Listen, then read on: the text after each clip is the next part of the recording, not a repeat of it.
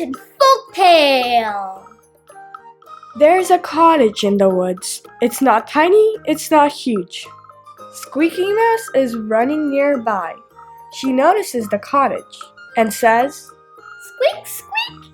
Cottage, cottage! Who's living in the cottage? Nobody answered Squeaky Mouse, so Squeaky Mouse went in and started living in the cottage, happier than before. Ribbity Frog was jumping near the cottage. She noticed the cottage and said, Cottage, cottage! Who is living in the cottage? Me, Squeaky Mouse! Come live with me! And the two of them lived happier than before. Speedy Bunny was running near the cottage. Then he noticed it. Cottage, cottage! Who lives in the cottage? Me, Squeaky Mouse. Me, Ribbity Frog. And who are you? I'm Speedy Bunny. Come live with us. Speedy Bunny jumped into the cottage, and the three of them lived happier than before.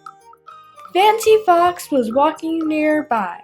She noticed the cottage, knocked on the window, and said, Cottage, cottage, who lives in the cottage? Me, Squeaky Mouse. Me, Ribbity Frog. Me, Speedy Bunny. And who are you? I'm Fancy Fox. Come live with us. And the Fancy Fox walked into the cottage, and the four of them lived happier than before. Wolf Greyback was running near the cottage. When he noticed it, he looked into the door and said, Cottage, cottage, who is living in the cottage? Me, Squeaky Mouse. Me, Ribbity Frog. Me, Speedy Bunny. I'm Fancy Fox. And who are you? I'm Wolf Greyback. Come live with us. Wolf Greyback went into the cottage, and the five of them lived more happier than before. The clumsy bear was walking near the cottage until he noticed it.